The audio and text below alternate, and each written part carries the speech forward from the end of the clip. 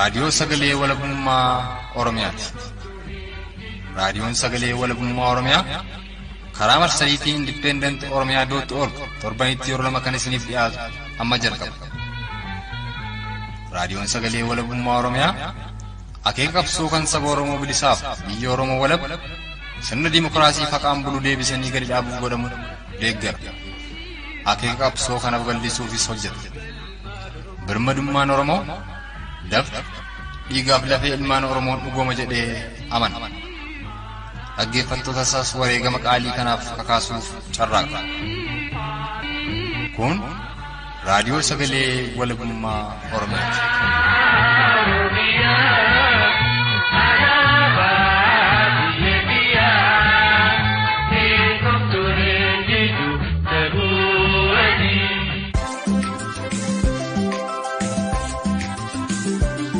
Nagaan keenya fulaadhuma irraa nu caqasaa jirtan hundatti sinaa ga'u hordoftootaaf dhaggeeffattoota raadiyoo sagalee walabummaa Oromiyaa jaallatamu baara fayyaa nageenya sanbadaadhaa kan isa yoo ifatee fi sagantaa raadiyoo sagalee walabummaa Oromiyaa dilbata 17 bara 2019 kan isiniif dhiyeessuu hanatigee dhugaasaati. Turtiin keessan haga xumura sagantaa keenyaatti nu faana ta'uun afeerraa keenya. Boordiin filannoo mootummaan qabeessa wajjin waliigalee waraqaa kennuu danda'a. Waraqaan waan bu'aa buusu hin qabu. Kana kan jennu filannoon seera qabeessa biyya dimokiraasii keessatti waggaa tokko kaaseeti caasaan isaa kan diriiru. Guyyaa 90 keessatti waraqaa boordii filannoo kenne jechuun soba. Kun gaaffii mirga abbaa biyyummaa uummanni gaafate dogoggorsu yookaas karaatti hambisuudhaaf uummata kana afaan faajjesanii adda caccabsuudhaaf waraqaan sobaa kenname irraa. Kanaaf kun gaaffii uummanni Oromoo hiree murteeffannaa gaafate deebisuu hin danda'u. Kunuutii uummata keenyaa, saamicha uummata keenyaa, sagaagiluu waraana mootummaatiin guutummaa Oromiyaa irratti diriiree aadaaf safuun namaa, aadaaf safuun waaqaa sirni gadaa Oromoo caballee kana uummatti falmachaa jira wanta ta'eef kana hambisuudhaaf waraqaan kun kennamerraa nama uummata Oromoo bakka bu'ee gaaffii uummata Oromoo deebisuu hin danda'u jennee amanna. Barataan bakka durayyuu teeshin taanee jirra, durayyuu jireenyi nu dararee jira. Guyyaa adiitu nyaataa oola, halkan qorran nu nyaataa bula.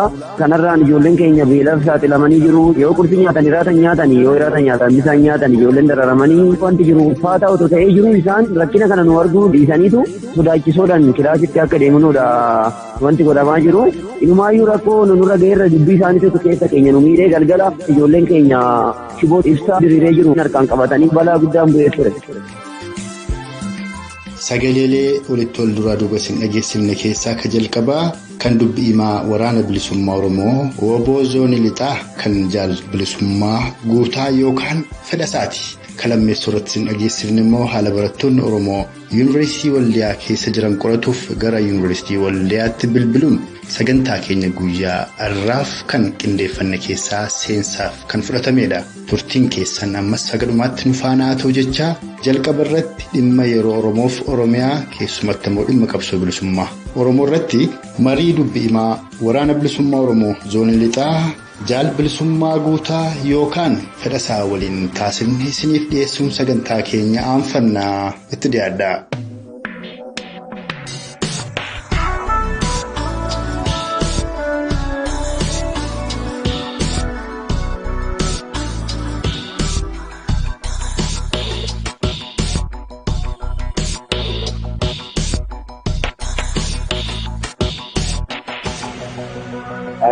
Hello, akkam nagumaa. Nagumaa. Nagaa galata waaqaa. Gaarallee. Ana Xiiqii Dhugaasaatti raadiyoo sagalee walabummaa Oromiyaa irraan siif bilbilaa. Ayyee. Hooggantoota waraana bilisummaa Oromoo yookaan ajajjoota waraana bilisummaa Oromoo zoonii kamii akka taate atumtoof beeksisiitii maree keenyatti fufnaa. Tolee, dubbii himaa WBO zoonii lixaa bilisummaa guutaa yookaan fedhasaan jedhamu. Ayyee ulfaadhugaa dubbii himaa waraana bilisummaa Oromoo WBO zoonii lixaa jaal fedhasaa. Egaa akkuma waliin quba qabnu torbanoota lamaan kana walitti fufiinsaan tarkaanfiin ammeenyaadha yuunivarsiitiilee Impaayera Itoophiyaa garaagaraa keessatti barattoota Oromoo irratti fudhatamaa jira keessumaa naannoo Amaaraa keessatti gama mootummaatiin yeroo barataan Oromoo ajjeefamu kun waan tokko jedhamaa hin jiru mootummaan naannoo Amaaraa barattoota isaa Oromiyaa keessaa baasaa jira kan Oromoodhaa achitti gurumanii obbaafamaa jiru. Mee isa kanarratti maal jettu akka waraana bilisummaa Oromootti maaltu isinitti dhaga'amaa jira? Hayyee gaane akka waraana bilisummaa Oromootti barattoota Oromoo Yuunivarsiitii Waaldaa keessa jiran tarkaanfii irratti fudhatamuunsaa akka nama tokkootti nu gaddisiisa. Garuu kanarratti kan dubbachuu barbaanne shira ilmaan Oromoo walitti fufinsaan waggaa 27 karaa adda addaa irratti raawwachaa ture keessa ammas kun barattoota Oromoo iddoo sana jiran irratti karaa mootummaan harka keessaa qabu waan mirkaneeffanne qabnaa jechuudha. Hayyee. Aangawoota mootummaatu harka keessaa qabaa. Shira dhala Oromoo irratti waggaa 27 fi yookaas immoo waggaa 150 fi geggeeffamaa ture ta'uusaa kan ittiin mirkaneeffannu mootummaan biyya kana seerachaa jira. Barataa Oromoo yookaan barattoota kanaa yeroo mootummaa isaatii kana keessatti fuudhee dhaqee mooraatti gashe. Mooraan kun qaama eegdota mootummaatiin ni eegama. Tokkoffaa bakka mootummaan naga eegdota kaa'atee jirutti ijoollee kanarratti tarkaanfiin olitti galamee fudhatamuunsaa shira mootummaa mirkaneessa. Hayyee.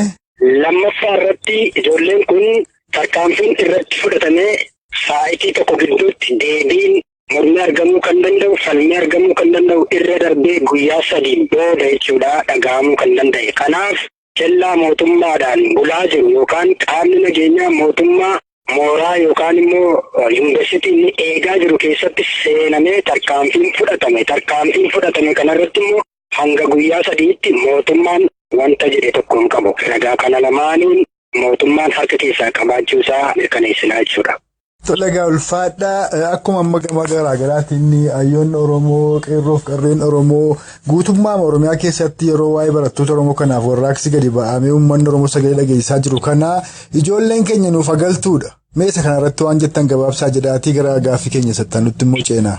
Hayyee galatoomaa jecha akkuma uummanni Oromoo gaaffii yeroo dheeraa gaafachaa ture. Gaaffii uummanni Oromoo yeroo dheeraa gaafate kanatti mootummaan deebii tokko kenne hin qabu. Ammas uummanni Oromoo barattoonni mootummaadhaan yookaan ministeera barnootaatiin waamamanii mootummoolee naannoo Itoophiyaa keessa jiran keessatti miidhamaa jiranii qaama eegdota mootummaatiin ol galanii reebamaa, shamarran gudeedamaa, nyaata dhorkatamaa, mirgi namummaa isaanii sarbamee mirgi lammummaallee adda ba'ee yeroo inni qoodamu yommuu akka lammii naannoo sanaatti humna addaa kan jedhamanii barattoota Oromoo adda baasanii safuu namaaf safuu waaqaa waan cabsullee yeroo irratti raawwatan kana keessatti uummanni Oromoo nuuf deebisa barattoota keenya jedhee gaaffii gaafachaa jiru. Ammas mootummaan callisee ilaaluun furmaatatti gochuu dadhabuun barattoota kana gara biyyaatti naannessuu dadhabuunsaa shiruma sanatti daballee qabanna. Hayyee. Haa ta'u malee uummanni Oromoo ammayyuu yoo nagaan jiraate yoo namni jiraate barnooti baratama. Yoo namni jiraate dinagdeen hojjetama. Yoo namni jiraatedha wanti hundumtuu bira ga'amuu kan danda'amu. Dursee jiraachuun namaa murteessaadha wanta ta'eef barattoota keenya tarkaanfii isa xumuraa ilmaan Oromoo irratti fudhachuuf shira hojjetame kana jalaa baasuuf uummanni nuuf deebisa barattoota keenya jechuun ni danda'a. Mirga qabaa. Mootummaanis karaa danda'ame barattoota kana uummataaf deebisuun isarraa hin eegama. Tolagaa ulfaadhi dubbiimaa waraana bilisummaa Oromoo Boozoonii Lixaadha. Egaa tokkommoo dubbiin ooyituun as baatee afaan faajjii uumaa kan jirtu dhimma addi bilisummaa Oromoodha.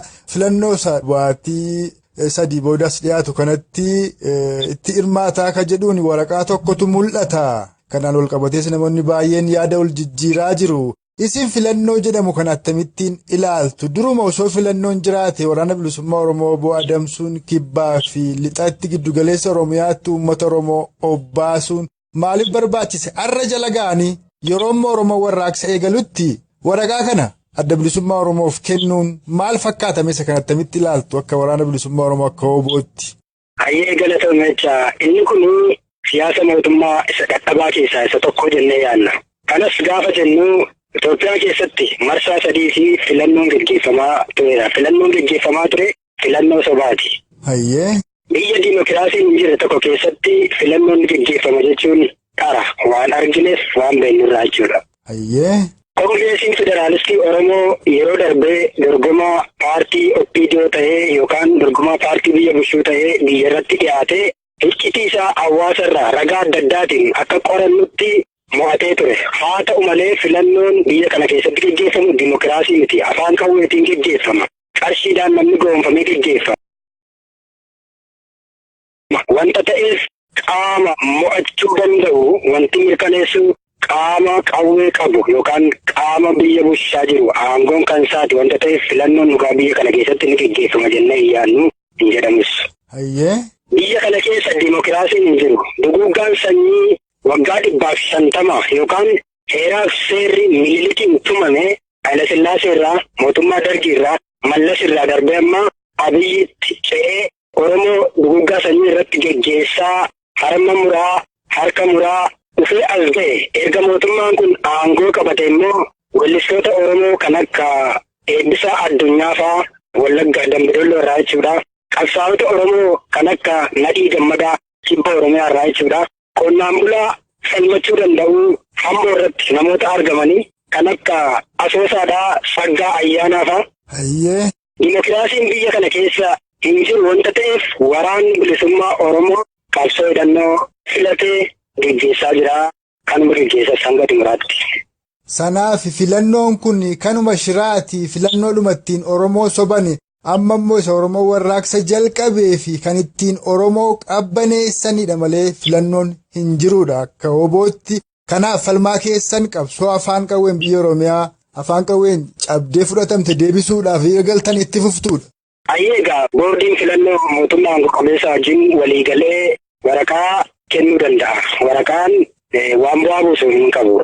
Kana kan jennu filannoon seera qabeessi biyya dimokiraasii keessatti waggaa tokko kaaseeti caasaan isaa kan diriiru. Guyyaa 90 hafe keessatti waraqaa boordii filannoo kenne jechuun soba. Kun gaaffii mirga abbaa biyyummaa uummanni gaafate dogoggorsuuf yookaas karaatti hambisuudhaaf uummata kana afaan faajjessanii adda caccabsuudhaaf waraqaan sobaa kenname irraa. Kanaaf kun uummata kana bakka bu'uu hin danda'u. Gaaffii uummanni Oromoo hiree murteeffannaa gaafate deebisuu hin danda'u. Dhumiti uummata keenyaa saamicha uummata keenyaa sagaagiluu waraana mootummaatiin mootummaa Oromiyaa irratti diriiree aadaaf safuun namaa aadaaf safuun waaqaa sirni gadaa Oromoo cabellee kana uummatti falmachaa jira wanta ta'eef kana hambisuudhaaf waraqaan kun kennamerraa nama uummata Oromoo bakka bu'ee gaaffii uummata Oromoo deebisuu hin danda'u jennee amanna. Egaa amma waan amma Oromoof Oromiyaa irratti ta'aa jiru kana hundumaatti furmaata godhuu fi akka uummataatti uummata Oromoo irraa maaltu eegama addatti immoo qeerroo fi qarreen Oromoo waan godhan hin beekanii jechuu osoo hin taane akka bilisummaa Oromootti qeerroo fi qarree Oromoo maal jettu? Ayyeegaa uummanni Oromoo fi qeerroo fi qarreen Oromoo guutummaa Oromiyaa irra jiru amma aartistoota dursee aangawoota mootummaa dursee xiinxaltoota siyaasaa warra jedhaman dursee hiree murteeffannaa ofii isaatii barbaadee gaafachaa jira.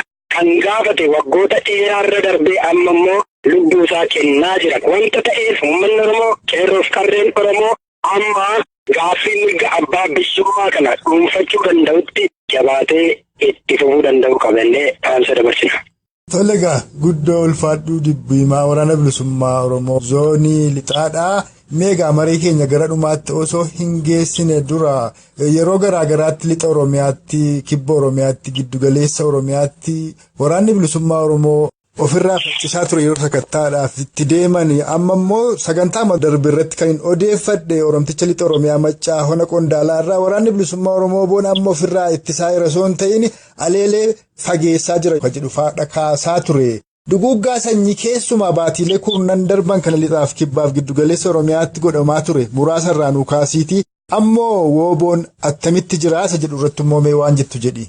Ayyeegaa duguuggaa sanyii akkuma sila sii kaase uummata Oromoo irratti heeraaf seera Minilikiin tumameenii harma muraa yookaan harka muraa irraa kaasee hanga ammaatti guutummaa uummata Oromoo irratti hojjechaa akka ture sii kaaseen ture. Eeyyee dhugaadha. Ammas itti fufiinsaanii yeroo darbee waboo barbaanna jechuun mootummaan Itoophiyaa humna qilleensaatiin illee yookaan xiyyaaraanii duguuggaa sanyii uummata Oromoo biyya Oromiyaa irratti jiru gaggeessee akka ture ni yaadatama. Ayyee. Inni kun duguuggaa sanyii namaarrallee darbee seera waaqaa cabsee utuu mootummaan an Oromoof hin dhaabadha jedhee jiru humna qilleensaatiin uummata kanatti duulamee jaarsa jaartii ajjeesee ulfa ajjeesee daa'ima ajjeesee beekaa wallaalaa ajjeesee utuu jiru beelladoota baay'ee fixuun bineensota uumamaa baay'isituudhaan namarra darbee qabeenya uumamaallee gaaga'ee jira. Kanaan kan wal qabatu mootummaan guyyaa 14 yookaan bultii 10tti waraana bilisummaa Oromoo balleessina jechuudhaan Gujii fi Booranaa fi Wallagga irratti duulaa turuunsaa ni yaadatama. Dhugaadha. Kanaan kan wal qabatee jiru ammas waraanni goolessituun raayyaa ittisa biyyaa yookaan waraanni mootummaa labsii yeroo tattamaatiin qabatee duguuggaa sanyii kan raawwatu caalaa qabeenya namtokkee uummata Oromoo yeroo inni hindaaqqoodhaa kaasee hanga manaatti gubuudhaan, saamuudhaan, qalee nyaachuudhaan gara biyya Amaaraatti gurrachuun gara biyya Tigireetti gurrachuudhaan duguuggaa sanyii irra darbee uummanni Oromoo hiyyummaatti akka hafuuf yeroo inni hojjechaa jiru uummanni Oromoo qeerroo fi qarreen Oromoo hundumtuu guutummaa biyyaarraa waraanni goolessituun kun uummatarraa akka ka'uuf gaafachaa jiraachuusaa duguuggaa sanyii kana uummanni Oromoo hundi balaaleffachaa jiraachuusaa ammallee kanaan kan wal qabatu biyyi kun nagaa dhabuusaa miidiyaalee adda addaaf wantoota ragaa qabatamaa kallattiif alkallattiidhaan eeramee jira. Dhugaadha. Erga waa'ee saamichaa kana kaasuun hin hafne konyaa Gujii baaf lixaa keessatti dhiyeenya kana nama tokkorraa mataatti keessumaa yoo ijoolleen isaanii qabsaa'ota yookaan miseensa waraana bilisummaa Oromoo ooboo ta'anii jiraatanii 10,000 akka 100,000tti irraa guuraa jiru jedhan yoo hin qabaanne hidhamtaa hin ajjeefamtaa jedhan lixa Oromiyaa keessa wanti akkasii kun jira laata? Gaagala Toomechaa inni kun malaammaltummaa yookaan gubboo jedhama. Kan nama ajaa'ibu nama qarshii 3,000 qabaachuu hin dandeenye irraa waamanii hidhanii firrii irratti buusee qarshii 3,000 yoo qabaattee ni baata jedhanii aangawoonni waraana mootummaa Itoophiyaa ajajaa 10 hanga koloneelaatti jiranii Wallagga guutummaa Gujii Boorana guutummaa keessatti bifa malaammaltummaa kanaan uummata hidhaatti dararaa qabeenya isaa guuranii konkolaataa waraanaatti fe'achaa mana isaa gubaa kana gochaa hanga guyyaa har'aatti yoo xiqqaate guyyaatti guutummaa Oromiyaa keessaa namni 20 ol ta'ee loolaa manni 50 ol gubatee loolaa birrii miiliyoonatti lakkaa'amu saamamee loolaa reettiin yookaan re'ee oolaan loon qotte duudaa yookaan gaangeen yeroo seenitti maatii keetu yookaan fira keetu waraana bilisummaa Oromoo keessa jira jechuudhaan aangawoota mootummaa ajaja fudhatanii koloneelota hanga ajaja 50 waraanaatti biyya isaaniitti yeroo saamanii guurrachaa jiran ragaa kallattii ragaa hawaasaa guutummaa dhiyeessuu ni dandeenya. Guutummaan uummata Oromoo ragaa kana kennuu ni danda'a. Abbootiin qabeenyaa sagalee waraabbiitiin ragaa namaatiin karaa adda addaatiin ibsuu ni danda'u. Nullee ibsuu ni dandeenya jechuudha. Tole egaa ulfaadhuu mee amma immoo gaaffii ani kaasu dheengadda lixa Oromiyaa Maccaa Hona Qondaalaa bilbileen nama tokko odeeffadhee ture yeroo ammaa Hona Qondaalaas haa ta'u Beegii Gidaamii walumaa gala lixa Oromiyaa Maccaa keessaati shamarran Oromoodhaa dardarran Oromoodhaa ganna 14 fi 15 illee jiraatu waan dadhabaniif ijoolleen barumsayyuu dhiiftee obootti baqattee isheen kaan leenji'aa jirti isheen kaan immoo lubbuudhuma isheeyyuu baraarrattuudhaaf oboo bira jirti. Kanaafi uummanni Oromoo dhumaa ture ammas dhumaa jira. Waraanni bilisummaa Oromoo guutummaa Oromiyaa keessatti leenji'uu qaba mul'achuu qaba. Oromoon immoo isa kanaaf waraana isaa waraana bilisummaa Oromoo jabeeffatuu qabaa jedhee dubbata Oromtichi Hona Qondaalaa tokko. Inni mataansaa kana dura obboleessi isaa akka garaa tokko irraa akka du'eefaa dubbataa ture. Mee dhimma kana irratti maal jetta? Waraanni bilisummaa Oromoodhaan ammas leenji itti fufee jira. Uummata Oromoo irraa maal barbaada? Oromoon rakkoo koloneeffattoota Habashaani akkasumas gabrummaa irra bubbule kanaani gidiraa argaa jiru kanaa jalaa ba'uu fi attamitti waraana isaa gaachana isaa obbo jabeessuu qabaa jetta jalqaba irratti maal fakkaata? Haalli leenjii dhuguma ijoolleen isinitti baqachaa jirti? Gaanni kun jalqaba waraana bilisummaa Oromoo jechuun uummata Oromoo jechuudha. Uummata Oromoo jechuun waraana bilisummaa Oromoo jechuudha. Waraanni bilisummaa Oromoo waliigala qeerroo Oromoo waliigala uummata Oromooti. Gola Oromiyaa hunda keessa mana Oromiyaa hundumaa keessa waraana bilisummaa Oromootu jira.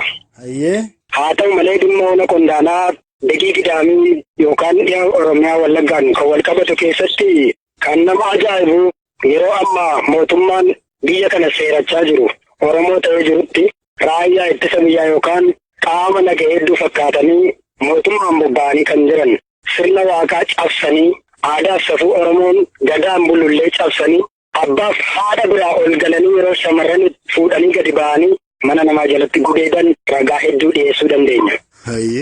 Abbaa manaaf haadha manaa gargar baasanii utuu abbaa manaa haadhi manaan taa'anii yeroo isaan gudeeddii irratti geggeessanii aadaa safuu Oromoo sirna gadaa Oromoo cabsanii seera waaqaa cabsanillee ragaa kallattii adda addaa dhiyeessuu dandeenya. jaartiin ilma fuusifatte yookaan intala kennatte karaa gabaa yookaan karaa lagaa yookaan daandii hawaasummaa irra deemtee daldalachuu, qotachuu yookaan makarachuu yookaan fira dubbisuu dadhabde.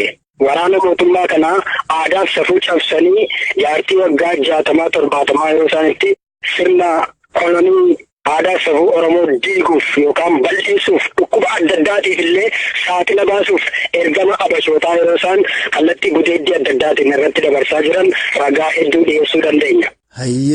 Haaluma kanaan kan wal qabatu uummanni Oromoo bakka jiraatullee dhabee waraana bilisummaa Oromoo filatee bakka inni maaddeeffatee jiru biratti boqonnaa sammuu argachuuf, boqonnaa namummaa argachuuf, namummaan isaa akka jiraatuuf lubbuu isaa dabarfachuuf yeroo inni itti baqataa jiru ni heerama.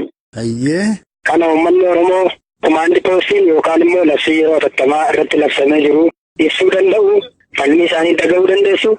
Haa ta'u malee uummanni Oromoo silumaa falmachaa jira. Itti fufee falmachuu danda'uu qaba. Iccitiin leenjii na gaafatte immoo kun keessoodha wanta ta'eef yeroo biraas ibsuu hin danda'a. Tole dhugaadhumatti dubbii waraana bilisummaa Oromoo obbo Zoonii Lixaadhaa guddoon si galatoonfadha. Dhumarratti meetarii wanti ammatti barbaachisaadha hin kaane ka'uu qaba jettu yoo jiraate. Walumaa galammoo waraanni bilisummaa Oromoo obboon gaazooniilee garaagaraa keessa jira. Jaallan keefis waan dhaamtu yoo qabaatte karaa reediyoo sagalee walabummaa Oromiyaa uummata Oromoo bal'aafis waan dhaammachuu barbaaddu yoo jiraate. Walumaa galatti waan hafe itti dabaladhuutii marii keenya irraa xumurree fuulduras itti deebi'een si odeeffadha. Tole jaaloo waraanni bilisummaa Oromoo zooniidhaan ergama fudhatee hojjetarraan alaa guutummaa Oromiyaa keessatti hooggansa tokko jala jira, marii tokko jala jira, barruu tokko qabatee jira, kaayyoo tokkoof qabsaa'aa. Wanti ani dubbadhe yookaan ati na gaafatte kun guutummaa waraana bilisummaa Oromoo bakka bu'uu ni danda'a. Waraanni bilisummaa Oromoo silumaa waan qabsaa'eef beeka, kallattii gara fuulduraa qabu waliin ni beeka, waliin gurmaa'ee jira, waliin hojii hirmaatee jira. Waliin qooda fudhatee yookaas bakka Oromiyaa bal'oo keessatti iddoo adda addaatti caccabdee jirtu fudhatee jirarraan alaa hooggansa tokko jala qajeelfama tokko jala jira jechuudha. Gabaabaatti waraanni bilisummaa Oromoo jajjabina qaba. Sababii jabaatuuf waraana mootummaa Itoophiyaa miiliyoona tokko baay'atu dura waggaa 2 dhaabatee asirraan ga'ee jira. Kanaaf waraanni bilisummaa Oromoo guutummaa Oromiyaa keessa jiru kaayyoo isaa galmaan gaachuuf hiree isaa ol fudhatee jiru. Yeroo gabaabaa keessatti ni mirkaneeffata akka mirkaneeffatus jajjabina nawwa. Haa ta'u uummata Oromootiif dhaamsi annaamu uummanni Oromoo karaa adda addaa amantaadhaan shira godhanii akka inni tokko hin taane, lagaan shira godhanii akka inni tokko hin taane, Baalee Arsii yookaan immoo Wallaggaa yookaan Shawwaa jedhanii shira hojjetameen akka inni adda adda hin baane, sagaleedhaan, humnaan, qabeenyaan humna waliif ta'ee wal bukkee dhaabate gaaffii gaafate hiree murteeffannaa Oromiyaa irratti yookaan walabummaa Oromiyaa hanga mirkaneeffatutti wal cina akka inni dhaabbatu, tokkummaa akka inni godhatu, humnaaf beekumsa ogummaa akka inni waliif ta'u dhaamsa koo dabarsa. Dhugaadhumatti dubbiimaa waraana bilisummaa Oromoo obbo Zoonii Lixaadhaa yeroo kennuuf laattee dhimma Oromoof Oromiyaa irratti yaada kee karaa raadiyoo sagalee walabummaa Oromiyaa uummata Oromoo bal'aaf waan qooddeef guddoon si galatoonfadha. Gara fuulduraatti sitti deebi'een si odeeffadha. Kanarraaf fayyaa ta'i. Ulfaadhaa galatoomaa isiniin jenna. Kan ammas hin dhageessifne kun marii dhimma Oromoof Oromiyaa irratti dubbiimaa waraana bilisummaa Oromoo obbo Zoonii Lixaa jaal bilisummaa guutaa yookaan fedhasaa waliin taasifne isin biraan geenyedha. Isin dhaggeeffattoonni keenyas dhaamsaaf dubbiimaan waraana bilisummaa Oromoo Zoonii Lixaadhaa jaal bilisummaa guutaa dubbata kanarraa waan guddoo akka qalbeeffattan abdii guddaa qabna. Kanatti aansuudhaan ammoo haala barattoonni Oromoo Yuunivarsiitii Waldiyaa keessa jiran qoratuuf gara Yuunivarsiitii Waldiyaatti bilbilee haala waliigalaa yeroo ammaa barattoonni keessa jiran kan barataa Oromoo tokkorraa odeeffanne isin dhageessifnaa itti dhiyaadha. Waan baay'ee ulfaataadha. Baay'ee kan dubbachuuf illee namatti hin tolle haalli amma keessa jiru. Dilbatumarraayyuu. Egaa ammaa kun guyyaa 9ffaa keenya egaa alatti baanee dirree gubbaa ciisnee akkuma kun sooshaal miidiyaa irraa suura garaagaraa argitan kana baay'een ijoollee dirree irratti dararamanii kun maniiru. Barattoonni Amaaraadhaa warri Yuunivarsiitiilee Oromiyaa keessa jiran keessatti baratanii galaa turan ammas galaa jiru. Isinis gaafataa turtan. Deebiin arganne ammayyuu. Haga ammaa deebiin arganne taanaan pirezidaantii mootummaa naannoo Oromiyaa obbo Ahmad Tuusaa dhufaniiru. Isaan walitti qabaa boordii Yuunivarsiitii Waldiyaati. Gaafa dhufanitti isaan akka walitti qabaa boordii sanatti yaadu malee Akka pirezidaantii mootummaa naannoo Oromiyaatti miti kan isaan yaadan. Maaliif gaheen hojii jalqaba isaanii boordii kanaa waan ta'eef jechaadha. Amma kan nu rakkise qaamni tokkichi kun gahee hojii lamaa kana gaafa sochoosu in rakkata. Murtee akka mootummaatti murteessuufillee in rakkata. Maaliif yuunivarsiitiin kun boordiidhaan bula waan ta'eef boordiin kun immoo isaanii kan gaggeeffamu. Amma nuti murtee kan qabne namni kun gar lama waan cuuf yookaan tokkotti hojjechee akka mootummaatti murtee gaafanna. Akka mootummaatti immoo nurra cilisan nuun galle nu waasaa. Ayyeegaa erguma sanbata darbee dhaanichi irratti gaggeeffamee barattoonni Oromoo 2 ajjeefamanii 15 ga'an ammoo madaanii booda kamisa deengaddaasii reebichi irratti gaggeeffameera. Kamisa asoo maal keessa jirtu ammayyuu lo'anii seenanii tarkaanfii irratti fudhatu itti fufaniiru. Ayyee egaa torbee jalqabaati yookiin gaafa kibxataati obbo Amartuusaa dhufanii nu dubbisaniiti guyyaa kaleessaati kan nutti deebi'anii. Sanbata duraa. Sanbata duraa. Ayyee. Wanti isaan dhufanii nu haasofsiisan of eeggannoo akka nuti kennuuti jechuun kana booda namoonni selekti taatanii ijoollee sun dura buutanii waan akkasii ijoollee adimaa hojjetan waan akkasii gootan of eegganii. Namootni ijoollee dura buutanii dubbattan of eeggadhaa akka diniinas isinitti kennuuti tarkaanfii attamii fudhannedhu. Of eeggannoo akkasii jechuu qabdu namoonni kan ijoolleen sodaachisoo nuti dubbatanii sodaachisoodhaan kilaasitti akka deemnuudha wanti godhamaa jiru. Hayyee. Kana jechuun maal inni barataan bakka durayyuu teeshiin taanee jirra durayyuu jireenyi nu dararee jira guyyaa aduutu nyaataa oola halkan qorran nu nyaataa bulaa kanarraan ijoolleen keenya beelaaf saaxilamanii jiru yoo qursii nyaatan hiraatan nyaatan yoo hiraatan nyaatan bisaan nyaatan ijoolleen dararamanii kana hunda keessa dabarree wanti jiru uffata otoo ta'ee jiru isaan rakkina kana nu arguu dhiisaniitu dirqamaan akka waan kilaasitti galluuti kan isaan yaadaa jiranii ilumaayyuu rakkoo nurra ga'eerra dubbii isaaniitu keessa keenya nu miidhee galgala hiyya turee hiyya sambicha odoo hin taane ijoolleen keenya. Shiboo ibsaa diriiree jiru harkaan qabatanii balaa guddaan bu'ee ture.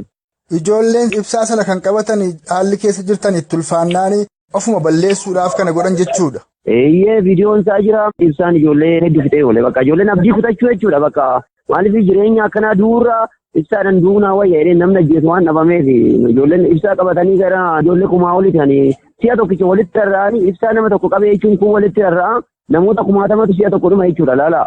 Otoo rabbiin nu gargaaree qotaayii daamsuu baannee ijoolleen hedduun nu harkaa dhumanii turanii karee galgala dubbii isaaniitti irraa kan ka'ee fi abdii kutannaa irraa kan ka'e jechuudha walumaa galatti maaliif mootummaa dhabneerra nuti namni nu laalan du'aawwatu hin jiru maatiin keenya boo'ichaan du'eera nus asitti dararamneerra jedheenti barataan kun hundi. Egaa akkuma isin achitti daramaa jirtan maatiin keenyas daramaa jiru akkuma tette dhugaadha Oromoonis iddoo adda addaatti karaa cufeetu mormii isaa dhageessisaa jira. Meesa kana akka Oromoon itti jabeessee bakka hamtuu kanaas baasuuf waan jettu yoo jiraate jedhiiti marii keenya xumurreen fuuldura sitti deebiisee odeeffadha. Hayyee hamma wanti godhamuu qabu akka mootummaa naannoo Oromiyaattis haa ta'u akka mootummaa federaalaatti qabxiilee lama kaasuun barbaada. Tokko mootummaan naannoo Oromiyaa akka mootummaa naannootti saba isaati kan mootummaa isa taasise saba kana kan sadarkaa sanatti isaan ol baase waan ta'eef akka mootummaatti saba kooti jedhee ilmaannan kooti jedhee yaaduu danda'uu qaba. Dursa wanta muddaa kanaaf iddoo kennuu qaba jedhee yaada. Lubbuun namaa wanta muddisiisadha wanta yeroo namaan kennine haalli rakkoo yuunivarsiitii keessa jiru waan biraati. Garuu immoo barataa kanaaf dursa kennee sammuun barataa boqonnaa argachuu qaban jedha. Maatiin keenyas immoo gadda cimaa keessaa ba'anii ijoollee isaanii ijaan arguu qabu. Akka mootummaa federaalaatti immoo wanti jiru maal inni rakkoolee yuunivarsiitii keessa jiran bu'uura irraa furraa jedhu. Nuyi bu'uura irraa furuu isaanii hin jibbine garuu nuti daaraa keessatti dhugatanii urufa keessatti dhugatanii akkamittiin rakkoo isaanii taa'anii mari'atu. Maaf mootummaan nuun iddoo nu boqachiisee maatii keenyatti nu gashee ofiisaatiin immoo rakkoo kana bu'uura irraa hin furu jechuun barbaada. Qaamni immoo mootummaa naannoo Oromiyaa bakka bu'ee dhufe kunis yookiin akka mootummaa naannoo Oromiyaatti dhaabbatee nu wajjin haasa'uu qaba. Yookiinis immoo akka walitti qabaa boordii yuunivarsiitii kanaatti haasa'uu qaba malee namni miila lama qabaaf muka lama koruu hin danda'u. Kanaaf ammas yookiin uummata Oromoo filachuu yookiin immoo uummata naannoo kanaa filachuu qabu jechuudha isaan. Hordoftootaaf dhaggeeffattoota raadiyoo sagalee walabummaa Oromiyaa jaallatamoo haalli guyyoottan 9 darbaniif haga guyyaa har'aatti barattoonni Oromoo Yuunivarsiitii Waldiyaa keessa jiran kan barataan Oromoo odeeffannee isin dhageessifne kun raadiyoo sagalee walabummaa Oromiyaatti hime fakkaata. Akkuma sagantaalee keenya lamaan darban keessatti gabaasaa turre immoo guyyaa dubbiin Yuunivarsiitii Waldiyaa keessatti eegalee barattoonni Oromoo 2 wareegamuu fi kanneen 15 ta'an ammoo madaa guddaaf saaxilamanii yaalamaa jiraatu isiniif dhiyeessinee turre. Dabalataanis yuunivarsiitiilee Impaayera Itoophiyaa garaagaraa akka fakkeenyaatti yuunivarsiitii Waldiyaa, yuunivarsiitii Walloo, Dasee fi yuunivarsiitota kan biraa keessattis barattoonni Oromoo dhaanamaa jiru miidhaa gurguddaaf saaxilamaa jiru. Gama biraatiin ammoo barattoonni Oromoodha gara biyya keenya Oromiyaaf saba keenya Oromootti nu deebisaa jedhanii deddeebisanii ka gaafatan ta'ullee deebii dhabanii agammaatti gidirfamaa akka jiran ta'uun isaanii beekameera. Sagantaa keenya ittaanu keessatti haala barattoonni Oromoodhaan yuunivarsiitii garaagaraa keessa jiran akkuma milkoofnee odeeffannee kan isiniif dhiyeessinu ta'a. Uummanni Oromoos kutaalee Oromiyaa garaagaraa keessatti dhimma barattoota Oromoodhaan yuunivarsiitiilee Impaayera Itoophiyaa garaagaraa keessatti ugguramanii ajjeechaa fi gidirfama garaagaraaf saaxilamaa jiran ilaalchisee warraaqsa itti fufee jira. Isa kana sagantaa keenya guyyaa itti aanuun kan isiniif dhiyeessinu ta'a. Har'aaf sagantaa keenya irratti obbaafneerra turtii qaataa ilaammaatti nu faana qabaattaniif horaa bulaa jechaa aga sagantaa keenya itti aanutti kan agaasanitti dhaamman ana xiiqii dhugaasaaf gulaalaa suur sagalee immoo abuu baatii humaan nama borii nu tolchinnaa.